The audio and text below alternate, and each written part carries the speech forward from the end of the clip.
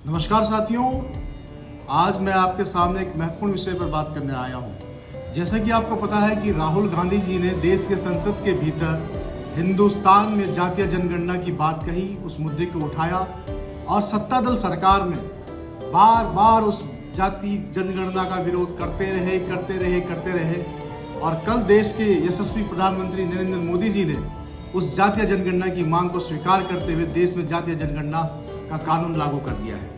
मैं पूरे देशवासियों को बधाई देता हूं। बधाई इस बात की देता हूं कि एक तो राहुल गांधी जी जिस जातीय जनगणना की मांग कर रहे थे उसे मांग पूरा करवाने में विपक्ष के नेता के रूप में सफल रहे हैं, और दूसरी बधाई इस बात से देता हूं कि जो सरकार अहंकार के चलते बार बार इस देश के अंदर काले कानून थोप रही थी, पहली बार विपक्ष के दबाव में आकर के उसने एक सही निर्णय लिया है। तो आइए जानते हैं जातीय जनगणना क्या है।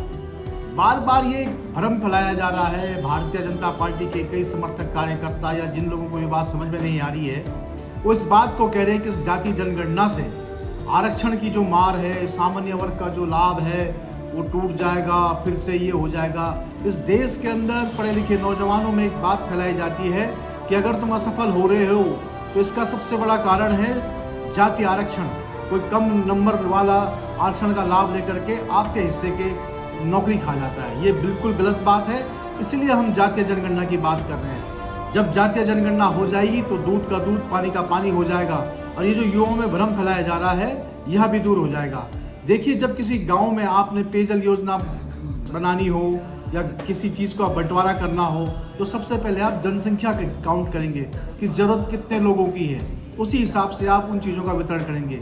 ठीक उसी तरह आज देश के भीतर जातीय जनगणना बहुत ज़्यादा आवश्यक है। मैं आपको अपने उत्तराखंड राज्य का उदाहरण देता हूँ।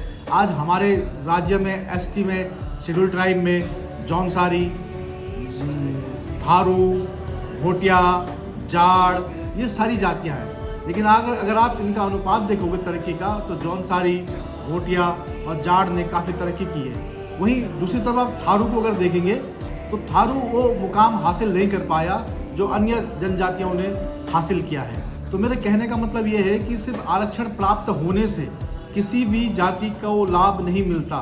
जब तक आप शैक्षिक व्यवस्थाओं में, योजनाओं के निर्माण में, नीतिगत निर्माण में वो आंकड़ा नहीं होगा कि कौन सी जाति तरक्की कर रही है, कौन सी जाति तरक्की नहीं कर रही है, तब तक आप विकास की समग्र योजनाओं को नहीं बना सकते।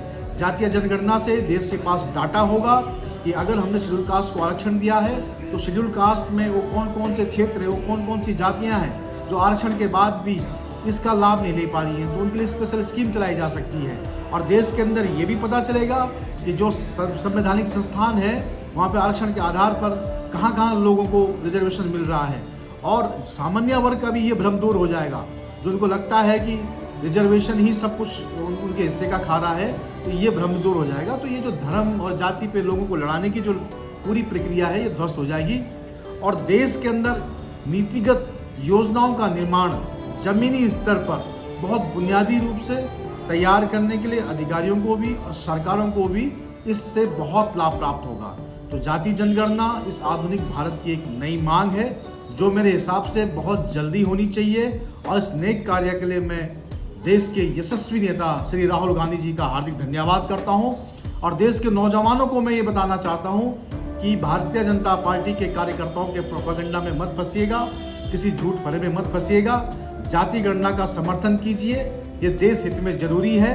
इससे किसी सामान्य जाति के व्यक्ति के आरक्षण को या उसके अधिकारों को कोई नुकसान नहीं पहुंचने वाला है, और ना ही कोई जाति या आरक्षण के हिसाब से कोई असंतुलन पैदा होने वाला है। यह नीतिगत फैसलों को और अच्छा, निर्णायक और रिजल्ट ओरिएंटेड बनाएगा। इसलिए हम इस फैसले का स्वागत करते हैं और उम्मीद करता हूं देशवासी इस जाति जनगणना का लाभ जल्दी इस देश के अंदर प्राप्त करेंगे। नमस्कार।